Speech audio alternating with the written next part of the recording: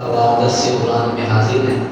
رب کائنات کی بارگاہ میں دعا ہے، رب ذوالجلال ہمارا یہ پڑھنا سننا سنانا اپنی بارگاہ میں شرف قبولیت عطا فرمائے۔ پچھلے درس میں ہم نے سورہ بقرہ اس کے حوالے سے گفتگو کی تھی کہ رب کائنات نے ارشاد فرمایا تھا الف لام میم ذالک الکتاب لا ریب فیہ ھدی للمتقین، یہ وہ بلند رتبہ کتاب ہے کہ اس میں کوئی شک کی جگہ نہیں ہے اور ہدایت ہے پرہیزگاروں کے لیے، ڈرنے والوں کے لیے۔ اب اس سے اللہ تبارک و تعالیٰ نے للمتقین کا لفظ جو ارشاد فرمایا، اس سے کیا مراد ہے، تقویٰ سے کیا مراد ہے، اس کا معنی کیا ہے؟ تو یہاں پہ لکھتے ہیں تقویٰ کا معنی ہے کہ نفس کو، اپنے آپ کو کسی چیز سے بچانا، اس کا معنی ہے تقویٰ۔ اور شریعت میں کہتے ہیں کہ تقویٰ کا معنی ہے کہ نفس کو ہر اس کام سے بچانا جس کے کرنے یا نہ کرنے پر کوئی شخص جو ہے وہ عذاب کا مستحق ہو، جیسے کفر ہے، شرک ہے، کبیرہ گناہ ہے۔ مطلب یہ ہے کہ جن سے اللہ تبارک و تعالیٰ نے بچنے کا حکم دیا ہے ان سے بچنا، اور جن کو اللہ رب ذوالجلال نے کرنے کا حکم دیا ہے ان کو کرنا۔ اعلیٰ حضرت امام احمد رضا رحمۃ اللہ علیہ آپ نے تقویٰ کے متعلق 7 چیزیں ذکر فرمائی ہیں، بڑی قابل غور ہیں۔ آپ فرماتے ہیں سب سے پہلے جو چیز ہے فرمایا وہ ہے کفر سے بچنا، یہ ہے تقویٰ۔ کفر اتنی بڑی چیز ہے کہ انسان کو یہ جہنم میں لے جانے کا سبب بن جاتی ہے، اور کفر اللہ تبارک و تعالیٰ کو ناپسندیدہ ہے۔ اللہ رب ذوالجلال جو ہے وہ ایمان والوں کو پسند فرماتا ہے، کفر سے اللہ تبارک و تعالیٰ ناراض ہے۔ فرمایا کفر سے بچنا یہ پہلی چیز ہے، اور دوسری آپ فرماتے ہیں کہ بد مذہبی سے بچنا ہے، یہ بھی تقویٰ ہے کہ بد مذہبی سے بھی بچا جائے۔ اور تیسرے نمبر پر آپ فرماتے ہیں کہ تقویٰ یہ ہے کہ کبیرہ گناہ سے بھی بچا جائے، جو بڑے گناہ ہیں، کبیرہ گناہ ہیں، ان سے بچا جائے۔ اور چوتھے نمبر پر آپ فرماتے ہیں کہ تقویٰ یہ ہے کہ صغیرہ گناہ سے بھی بچا جائے، یعنی جو چھوٹے گناہ ہیں ان کے کرنے اور نہ کرنے سے بھی بچا جائے۔ اور 5ویں نمبر پر آپ فرماتے ہیں شبہات سے پرہیز کرنا، یعنی وہ چیزیں جن کے بارے میں شک ہے کہ کرنا چاہیے یا نہیں کرنا چاہیے، فرمایا ان سے بھی بچنا، فرمایا یہ تقویٰ ہے۔ اور آپ 6 نمبر پر فرماتے ہیں کہ نفسانی خواہشات، اپنی خواہشات سے بچنا، یہ بھی تقویٰ ہے، اپنی خواہشات کو ترک کر دینا۔ اور 7ویں نمبر پر آپ فرماتے ہیں کہ اللہ تعالیٰ سے دور لے جانے والی چیزیں جو ہیں ان کی طرف جو ہے وہ توجہ کرنے سے بچنا۔ فرمایا جو اللہ تعالیٰ سے بندے کو دور لے جاتی ہیں، فرمایا ان کی طرف جانا تو دور کی بات ہے، فرمایا ان کی طرف توجہ بھی نہ کی جائے کہ جو اللہ تعالیٰ سے بندے کو دور کر دیتی ہیں۔ فرمایا یہ 7 چیزیں جو ہیں وہ تقویٰ میں آتی ہیں۔ اب آگے اللہ رب ذوالجلال فرماتا ہے الذین یؤمنون بالغیب ویقیمون الصلاۃ ومما رزقناہم ینفقون۔ اب اللہ تبارک و تعالیٰ نے پرہیزگاروں کی صفات کو بیان کیا ہے کہ جو تقویٰ اختیار کرتے ہیں، جو رب ذوالجلال سے ڈرتے ہیں، ان کی صفات کیا ہے؟ اللہ فرماتا ہے کہ وہ لوگ پوشیدہ باتوں پر ایمان لاتے ہیں، جو رب ذوالجلال نے ان کی آنکھوں سے پوشیدہ رکھا ہے، اب وہ بندے ان چیزوں پر ایمان لاتے ہیں۔ اور فرمایا کہ وَيُقِيمُونَ الصَّلَاةَ، اور وہ بندے نماز قائم کرتے ہیں۔ یعنی ایمان والے پرہیزگار وہ ہیں، تقویٰ اختیار کرنے والے وہ ہیں، ایک تو وہ پوشیدہ چیز پر ایمان رکھے، اور دوسری بات یہ ہے فرمایا کہ وہ نماز کو قائم کرے، اور تیسری کیا ہے؟ فرمایا وَمِمَّا رَزَقْنَاهُمْ يُنْفِقُونَ، جو ہم نے ان کو رزق عطا فرمایا ہے اس رزق میں اللہ تعالیٰ کی راہ میں وہ خرچ کریں۔ اب بتائیے کہتے ہیں میرا رزق ہے، میں نے کمایا، میں نے یہ کیا، میں نے اتنے پیسے کر لیے، یہ وہ، لیکن رب ذوالجلال فرماتا ہے یہ رزق تیرا نہیں ہے، بلکہ یہ رزق ہم نے دیا ہے تمہیں۔ اگر ہم نہ دیتے تو تم بھٹکتے پھرتے، یہ تو اللہ تعالیٰ کا شکر ہے کہ رب کائنات نے تمہیں رزق دیا ہے۔ تو فرمایا کہ ایمان والوں کی یہ صفت ہے، تقویٰ والوں کی یہ صفت ہے، فرمایا جو بھی رب ذوالجلال نے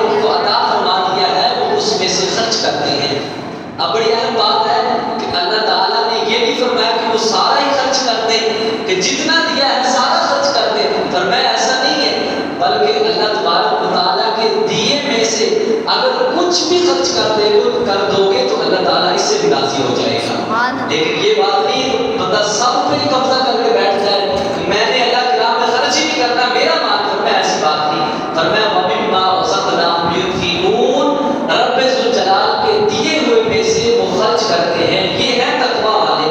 اب اللہ تعالیٰ نے فرمایا بالغیب, غیب کا جو ہے وہ دو معنی ہیں اس کے. ایک غیب کا معنی یہ ہے کہ جس کے حاصل ہونے پر کوئی دلیل نہ ہو, یہ علم غیب ذاتی ہے, یعنی رب ذوالجلال کا علم ہے کہ جس کے بارے میں کوئی دلیل ہی نہ ہو حاصل ہونے کی. اور فرمایا کہ اللہ تعالیٰ کے ساتھ یہ خاص ہے. اور اللہ تعالیٰ نے جن آیات میں غیر اللہ سے علم غیب کی نفی کی ہے, فرمایا وہاں سے مراد یہی علم غیب ہے کہ جس کا حاصل ہونا یہ جو ہے وہ بندے کے بس میں نہ ہو, بلکہ رب ذوالجلال کا وہ ذاتی غیب ہو. اور فرمایا کہ دوسرا غیب یہ ہے کہ جس کے حاصل ہونے پر کوئی دلیل ہو. فرمایا جیسے اللہ تعالیٰ کی ذات, صفات, اور اللہ تبارک و تعالیٰ نے گزشتہ انبیاء کی ہمیں خبریں عطا فرمائی.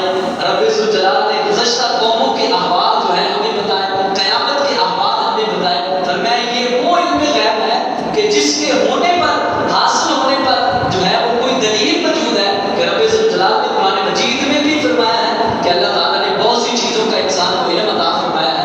تو جو علم غیب جس کی نفی کی گئی ہے کہ رب کائنات نے کسی کو علم غیب نہیں دیا, عالم الغیب کہ غیب کو جاننے والا رب ذوالجلال ہے. فرمایا اس غیب سے مراد ہے کہ اللہ تعالیٰ کا ذاتی علم غیب, کہ جو ذاتی طور پہ اللہ تعالیٰ غیب جانتا ہے. اور فرمایا جس کے جاننے پر جو ہے وہ غیب کے جاننے پر یہ بات موجود ہے, کوئی دلیل موجود ہے. فرمایا کہ وہ اللہ تبارک و تعالیٰ نے اپنے نیک بندوں کو, انبیاء کرام کو جو ہے وہ غیب کا علم عطا فرمایا ہے اپنی عطا سے. اور یہ عقیدہ اور یہ بات ذہن میں پکی یاد رکھیں کہ جو بندہ یہ عقیدہ رکھے کہ کسی کو ذاتی طور پہ علم غیب ہے تو وہ بندہ جو ہے وہ دائرہ اسلام سے خارج ہے, اس نے کفر کیا. ذاتی طور پہ کسی کے پاس علم غیب نہیں ہے, یہ حرام ہے ایسا عقیدہ رکھنا ذاتی طور پہ. بلکہ عقیدہ یہ ہونا چاہیے اللہ تعالیٰ کا علم غیب ذاتی ہے, اور نبی صلی اللہ علیہ وسلم کو جو رب کائنات نے علم غیب عطا فرمایا ہے وہ عطا ہی عطا فرمایا ہے, اپنی عطا سے عطا فرمایا ہے. کتنا عطا فرمایا ہے یہ رب ذوالجلال جانتا ہے یا رب کے پیارے حبیب صلی اللہ علیہ وسلم جانتے ہیں. اور پھر فرمایا کہ وہ بندے نماز قائم کرتے ہیں, نماز پڑھتے ہیں. اب قرآن مجید میں اللہ تبارک و تعالیٰ نے بہت سے احکامات کو جو ہے نازل فرمایا, لیکن قرآن مجید میں اللہ رب ذوالجلال نے نماز کے حوالے سے بے شمار مرتبہ جو ہے وہ حکم ارشاد فرمایا.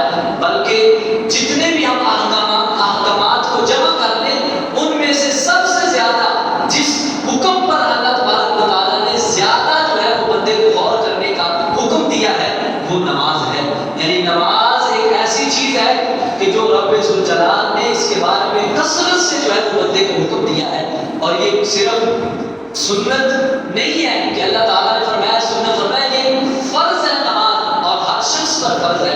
کسی کا فرض اس کا اولاد ادا نہیں کر سکتی. اب جو مجھ پہ فرض ہے وہ میری اولاد نہیں ادا کر سکتی, جو آپ پہ فرض ہے وہ آپ کی اولاد ادا نہیں کر سکتی. آپ جب تک وہ فرض ادا نہیں کریں گے وہ فرض نہیں ادا ہوگا. تو نماز رب ذوالجلال نے فرض کی ہے, یہ فرض بندہ ادا کرے گا تو ادا ہوگی, اگر بندہ نہیں ادا کرے گا تو یہ فرض ادا ہونے والا نہیں ہے. اور پھر نماز کے متعلق اس کی فضیلت بھی بہت زیادہ ہے, اور اس کو چھوڑنے پر اللہ تبارک و تعالیٰ نے وعید بھی بہت زیادہ ارشاد فرمائی ہے. اب فضیلت میں سے صرف ایک بات, ایک حدیث پاک کا میں ذکر کرتا ہوں. فرض کی بات نہیں ہے, صرف نفل پڑھنے پر اللہ رب ذوالجلال کتنا ثواب عطا فرماتا ہے. حدیث پاک کا اس کو امام بخاری نے کتاب الوضو میں ذکر کیا ہے. حضرت سیدنا عثمان غنی ذوالنورین رضی اللہ تعالیٰ عنہ آپ فرماتے ہیں کہ سرکار دو عالم صلی اللہ علیہ وسلم نے ارشاد فرمایا کہ جس نے میرے وضو کرنے کی طرح وضو کیا, جیسے سرکار مدینہ صلی اللہ علیہ وسلم نے وضو کی ترغیب دی, فرمایا ایسے جس نے وضو کیا, پھر فرمایا 2 رکعت نماز پڑھی. نماز پڑھنے کے بعد فرمایا کہ جو نماز پڑھ رہا تھا اس کے خیال میں کوئی اور چیز نہیں تھی, یعنی صرف اس نے اللہ تبارک و تعالیٰ کی طرف متوجہ ہو کر نماز پڑھی. 2 رکعت نفلوں کی بات ہے, خالصاً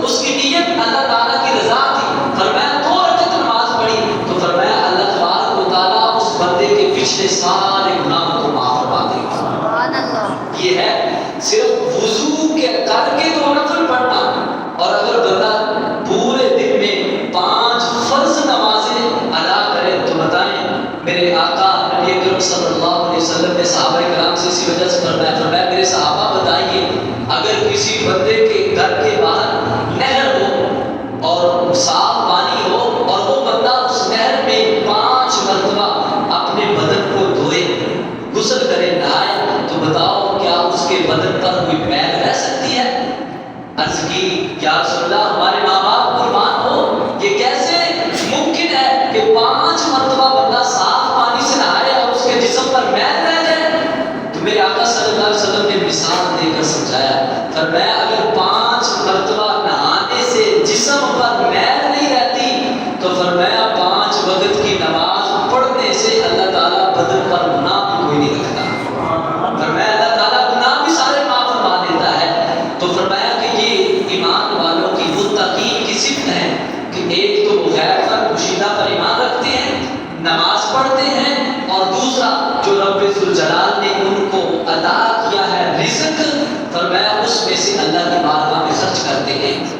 اور پھر آگے اللہ تعالیٰ فرماتا ہے والذین یؤمنون بما انزل الیک وما انزل من قبلک، فرمایا ان کی صفات یہ بھی ہے پرہیزگاروں کی، کیا؟ فرمایا کہ اے حبیب صلی اللہ علیہ وسلم جو ہم نے آپ پر نازل کیا ہے وہ اس پر ایمان لاتے ہیں۔ جو بھی اللہ تعالیٰ نے حبیب صلی اللہ علیہ وسلم پر نازل کیا ہے اس پر ایمان لاتے ہیں۔ اور فرمایا وما انزل من قبلک، فرمایا اس پر بھی ایمان لاتے ہیں، اور جو آپ سے پہلے اللہ تعالیٰ نے نازل کیا تھا اس پر بھی ایمان لاتے ہیں۔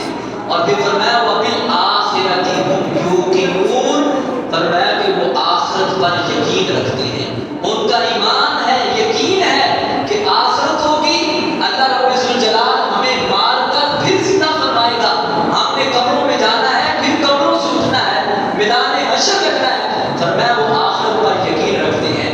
اور آگے اللہ تبارک و تعالیٰ نے ان کے لیے انعام کیا فرمایا؟ فرمایا اولئک علی ھدی من ربہم، فرمایا یہ رب ذوالجلال کی طرف سے یہی لوگ ہدایت والے ہیں جن کے اندر یہ صفات پائی جاتی ہیں، غیب پر ایمان رکھتے ہیں، نماز پڑھتے ہیں، خرچ کرتے ہیں، جو نبی صلی اللہ علیہ وسلم پر نازل کیا اس پر ایمان رکھتے ہیں، جو آپ سے پہلے نازل ہوا اس پر ایمان رکھتے ہیں، آخرت پر ایمان رکھتے ہیں۔ اللہ فرماتا ہے رب کے نزدیک یہی ہدایت والے ہیں، یہی لوگ ہدایت پر ہیں۔ وَأُولَٰئِکَ هُمُ الْمُفْلِحُونَ، فرمایا کائنات کے لوگ جس کو مرضی کہی جائے یہ کامیاب ہے، یہ کامیاب ہے، لیکن رب کی نظر میں فرمایا وَأُولَٰئِکَ هُمُ الْمُفْلِحُونَ، یہی لوگ کامیاب ہیں کہ جن کے اندر یہ ساری صفات جمع ہو جائے گی، یہ ساری چیزیں پائی جائیں گی، فرمایا وہ کامیاب ہے۔ اور اس کی کامیابی آج تو پیسے کی کامیابی دنیا میں صرف نظر آتی ہے، یہ بندہ کامیاب ہے، لیکن فرمایا جب جسے رب کامیاب فرما رہا ہے، فرمایا وہ دنیا میں بھی کامیاب ہے اور آخرت میں بھی اللہ تعالیٰ اسے کامیابی عطا فرمائے۔ یہ دنیا کی کامیابی ہماری نظر میں ہے کہ ہم کہتے ہیں یہ کامیاب ہے، لیکن رب ذوالجلال کی نظر میں کامیابی وہ ہے جو آخرت والے دن کامیابی ہوگی۔ اللہ تعالیٰ ہم سب کو آقا صلی اللہ علیہ وسلم کی پکی سچی غلامی نصیب فرمائے، اور رب کائنات اس پاک کلام کو سمجھنے کی اور اس پر عمل کرنے کی توفیق عطا فرمائے۔ وما علینا